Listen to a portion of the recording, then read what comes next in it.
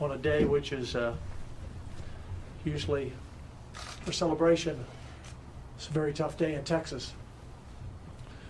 We had a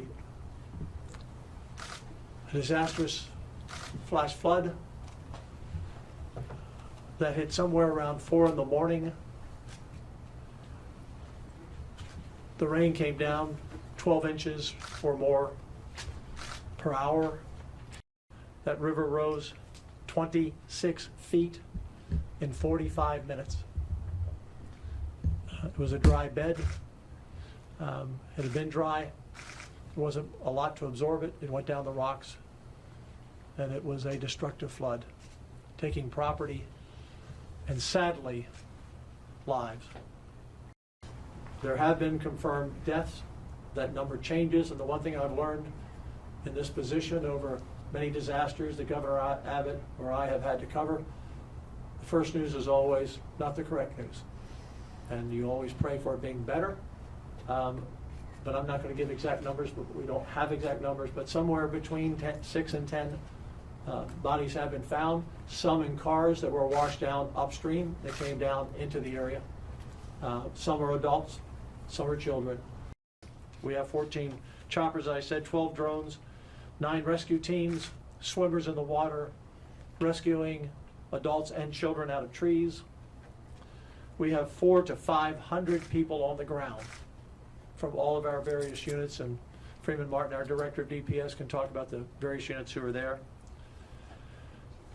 For the parents who are waiting, particularly that had children in Camp Mystic. Camp Mystic is a camp that has over 750 kids. Right now there are 20-some that aren't accounted for. That does not mean they've been lost. They could be in a tree, they could be out of communication. We're praying for all of those missing to be found alive. Today, I've talked to several people at the White House. The President sent the message, whatever we need, we will have. We are sending in the Army Corps of Engineers, which is one of the requests we made. Thank you all very much. Are you leaving now to go? Yes, sir.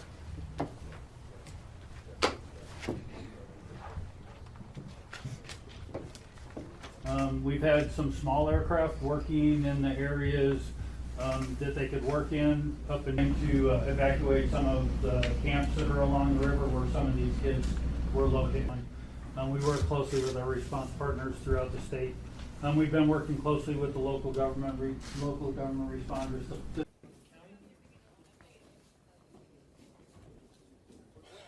What I can say, there's still several people unaccounted for right now at this point, but we're working really hard and we're going to continue. This is probably going to be a couple of day process, okay? We don't know when it's going to stop raining, how much more, hopefully not much more.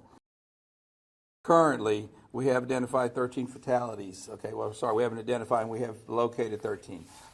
That's at this time. I think there'll be more when this is over and time to tell. We'll do our best job to keep you informed as we can. The North and South Fork, which feed into the Guadalupe, hit peaks about 3 a.m., give or take. Don't quote me on my times, but somewhere around 3:30, 3 a.m.